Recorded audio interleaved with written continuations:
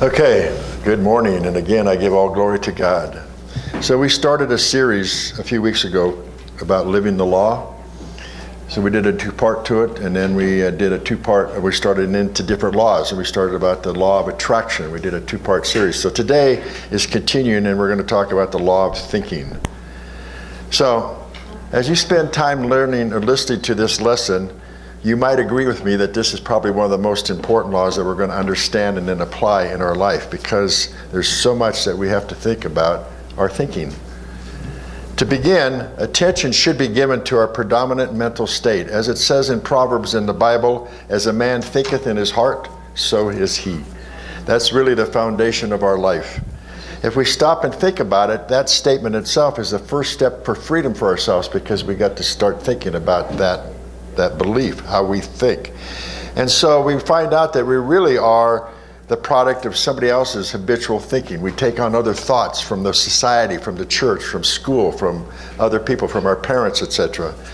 Until we get to a point where we begin to understand that we really do have control over our lives. And that's what we're here to learn about. We have control over our business. It's not about the economy or money, what's Wall Street at, it's our control. Our control over our money. It's the same with our health. We have control over our health. We have control over our finances, our abundance, all by how a man thinketh in his heart. And so we can really begin to see and understand that truth in our life. We're talking about the heart of hearts, okay? The emotional mind, not just the intellect, but how we feel about everything, and that's the key to it. So I would say that to the average person, life is like an enigma. It's a deep mystery, a complex, maybe a deep problem that can't be solved. We're not sure how we're supposed to deal with life. We've probably all gone through those concerns at one point or another. But it's actually quite simple if we take that thought. Our open door into love and freedom and understanding and experience of this law is that as our life grows and becomes, it's all because of what we pay attention to in our life. That's how the growth happens. It may feel like a mystery to us until we begin to notice that we're thinking, what we're thinking, and what we're predominantly focused on begins to manifest outwardly into our experiences in our life. It's what we pay attention to. So we have to wake up to that. It may feel like a mystery until we begin to see what we're manifesting. And Earl Nightingale said something very interesting. He's a great teacher of this course. And he said, if the average person said what they were thinking, they would be speechless. Think about that, how many thoughts we have going on all the day long. And if we actually started speaking them out, whoa. And of course, the late great educator, Dr. Ken McFarland, said 2% of the people think, 3% think they think, and 95% would rather die than think. Now, you may find that you all, or the greater mass of people, would say, well, everyone thinks, and the truth is they don't. Mental activity does not constitute thinking. The stuff that goes on in our minds all day long is not thinking.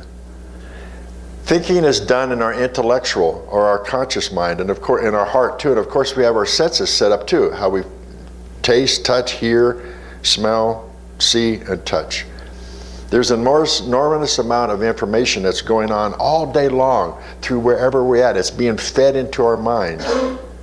There are pictures that we see, there's sounds that we hear, there's colors that we see and everything in life, and so much more that's being fed in it. So it's busy all day long digesting this information and taking it in and spitting it back out again. So the average person, all of us, mistakes that for thinking, but again, it's not, beloved ones. Man is a progressive creature, meaning that we're here because there is a law of growth. We want to grow in our lives. We can't stay stuck where we are at one time, but there's a lot of people that do that, because if they're not thinking right about their lives or what's going on in their lives, they get stuck in the same old things. And that's why some people, when they look at it, get the same results year after year, because they're still caught up in the same old thing. It takes work on our part to change all that. And if a man's or a woman's ruling mind is upward bound, always wanting to go upward, and it's inspiring and it's harmonious and it's positive, then all the forces around us will be directed into those positive channels. But if your state of mind is downward in tendency and it's discord and it's negative and fear, then all the forces will be misdirected. and they're not going in the way that you want it to go. So in trying to understand this more about what it means to think, we might ask, how does one begin to think in a more upward bound process? Well, I believe the answer is that you have to start with what you want. What do you really want in your life? You have to get clear. You can't be just going by life willy-nilly and going, oh, this is going to happen or this is going to happen. What do you want? Not what you think you can get, not what other people tell you that you should have, not what others think they can do or what you can do, but what do you really want? Now that's a hard question for a lot of people. And we get discouraged a lot because we weren't taught as children about asking for what we want. And I've taught in my programs in Albuquerque for parentings and couples and so forth that there probably are about 6 different fears around asking for what you want. And number 1 is what? I don't know. And then after that, it's like, well, can I have the first one but not the second one? Maybe there's a fear that I have to give something in return if I receive something back. There's all these fears that we all learned as children that stop us from asking for what we want. So as little kids, if we look at our childhood, we go to mommy and daddy and we say, I want this, because we're just free and natural. We ask for what we want. And the parents go, really? That's kind of silly. How are you going to do that? Where's the money going to come from? Oh, you're so selfish, you just think of yourself all the time. And so all these adult logical minds are thrown out to kids who are in their emotional body and they can't answer logically, so they're stopped. They don't know how to reply. And pretty soon, they stop asking for what they want altogether. Because to get into what we want, we have to fantasize. We have to think about it and fantasize and all that. And we have to turn it into a theory that it can actually happen in my life. And that's when we begin to think. So if there's going to be upward motion, upward movement, upward growth in our life, we have to think, but it has to be directed towards a reasonable result, something that you truly do want. As I talked about last week, you think about it, it's already there. You have to change your vibrational energy to match it. So it's very clear that I have to start asking myself every day, what do I want? What do I want this today? What do I want the next day when I wake up? The beautiful thing is, we can have what we want. God doesn't say, no, you can't have it. We do. God is there providing for all of us all the time. So we can actually happen. So we have to follow these certain laws to make them manifest in our life. And it's my great hope, actually, that all of you will get a lot out of this talk. As I said before, our theme for this year is living new thought through manifestation. So I want every one of you to start manifesting more in your life and to show how the truth of new thought works. And that's what this is all about. So once you start doing that and you're listening to this program or this series more, you'll start to get an understanding that what governs your being is the laws of the universe. And that we need to open up to those laws. And those laws help move us in a direction of what we want. And we have to go along with that. So in the law of thinking, let's look at the difference between mental activity and authentic thinking. Would that be good? Authentic thinking is from the depths of our own creativity. It's from the depths of our Father, because we are one with God. So those great ideas that come through us, that come from Source. And the source that's within us is not just based on the 5 senses. Those are things as a human being. We have deeper senses as a spiritual being. But it's in our soul, our I am consciousness, our oneness with God. That's where the real joy is at, in asking for what we want. And what is God? What is it that's in us that's seeking to be expressed in life? God is within us. It wants to express itself more in life. So I would answer, because of that, we are spiritual beings. We know that. We talk about that here, right? We are spiritual beings, and we are the offspring of a depthless soul. How does that sound? Offspring of a depthless soul. There's no depth. There's no ending to it. That's who we are. That means that what we're hooked into goes on forever. There is no death. There just is to the physical, but to the spiritual soul, to the I am consciousness, all there is life. So that's perfection within. Every human being is perfect, whether we believe it or not, but we have that perfection inside of ourselves. The question is, do we open up to it? Do we allow it to be expressed in our lives? And if we do, it helps move us to a higher level. That helps with the upward growth. But to move there, we have to continually think and know that there is pure spirit that flows to us and through us. And through thinking, we're taking that thought that comes up and joining ideas together with other thoughts. And we form an idea, which is a bunch of thoughts together, a collection of thoughts, and they're directed towards a purpose. I have this idea. Remember what I talked about last Sunday with Nelson Mandela, and how at first he had a lot of fear thoughts going on, and then he had an idea that came up about writing letters, and the whole thing changed. So each of us could have ideas, and we got to listen to them, allow them to come out, add another idea to it, so it helps us get clear about our purpose, so that our desire or our want comes from the spiritual essence that's always there, waiting to express itself. And there is something that we really want. But I have to tell you, growth isn't just about getting what we want, is it? We think it is, but it's not. Because, and I have to say that when you do the law of thinking and you move in your life, you will get things, because we live in this material world, and it's a world of saying, oh, I want this and I want this. We need the cars, we need clothes, we need food, we need this, we need that.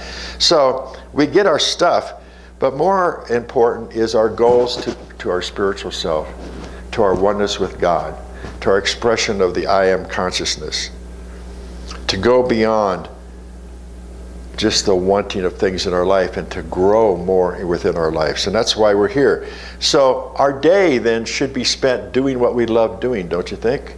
Instead of getting caught up in things all the time that may not be. We have to start being who we want to be in our lives. And I would state that most people, when we look at our lives, we go to work to get money. That's the worst way to go to work. You should go to work because you're there for satisfaction, because it's an instrument or a means of utilizing your creative ability, which is God expressing through you, not just because you're getting a paycheck at the end. It helps.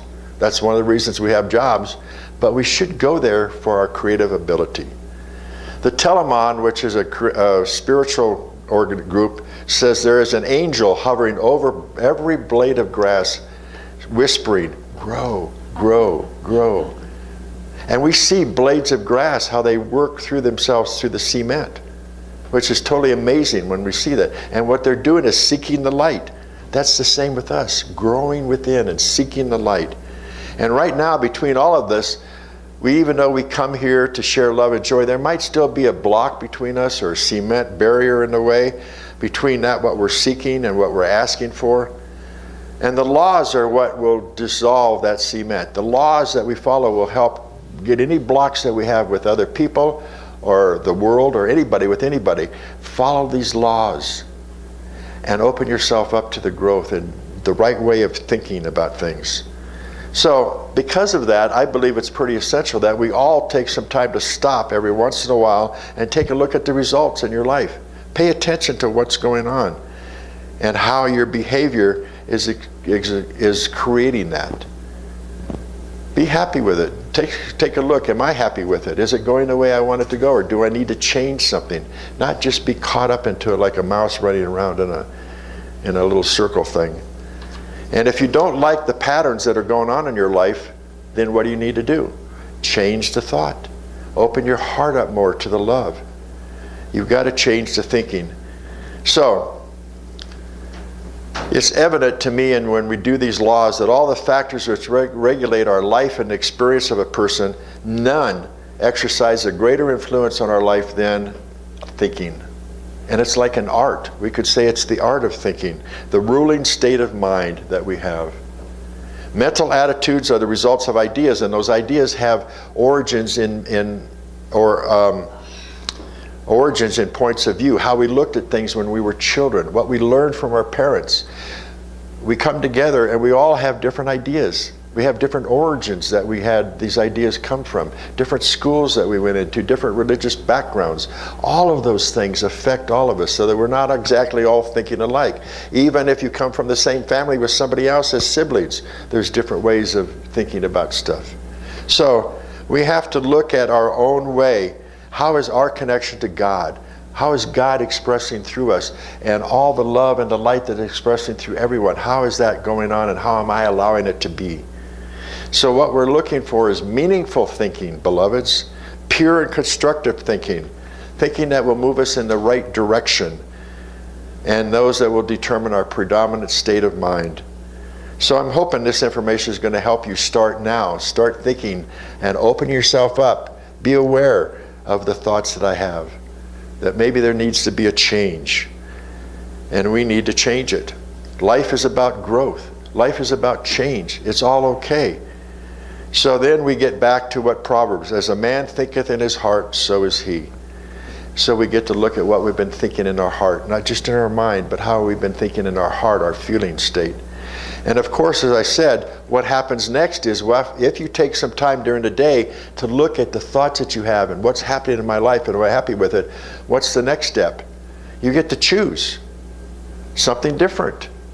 This isn't working, so let me choose another one. And then watch the evidence that's there. And it's pretty simple. So,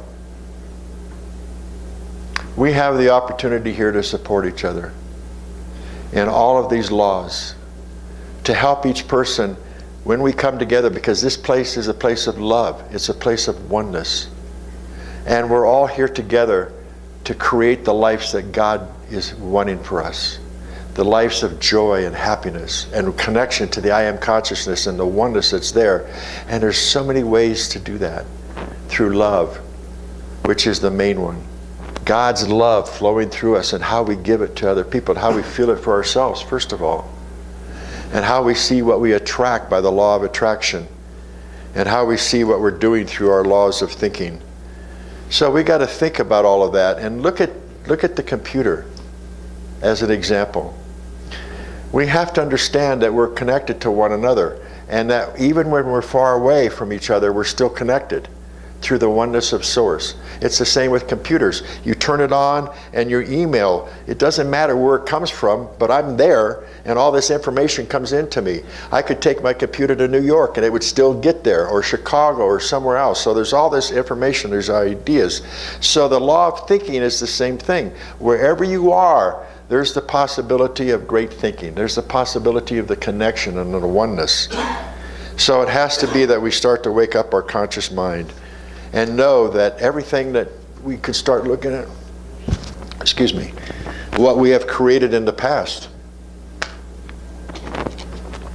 Everything that's been created in our world came from thoughts, like the architects that designed the great buildings that are around. You look at those great churches and buildings and go, wow, where did that thought come from? Whatever thought created that can create anything, don't you think? Yes, because it's all God expressing through us. So we have to become consciously aware of how we're doing this and know that it's not the answers, it's the questions that we want to look for. How can I do this? What needs to change? How can I express my spiritual side? Ask those questions and God will provide the answers to you, because the questions trigger the answers. So we want to start realizing, beloveds, more and more with all these talks, please start taking the information in more. Practice it during the week. Really start asking yourself, how is my life going? How is my health going? How is my finances going? How is my relationship going? If it's not the way I want, what do I need to change? What thoughts do I need to change? And know that it starts there in the way that on our emotional level, and when we do that, we understand that creation is happening all of the time. But you got to look at, what are you creating? Really wonderful, powerful things, or the same old stuff, things that are painful? Because creation's happening. God is creating. God is still creating. You think He stopped? No. There's still things being created all the time, and we're creating things in our life. So let's look at creation happening all the time, from God, from us. Let's take advantage of it, okay? So come next week and we'll talk about part 2 of the law of thinking. All right, namaste.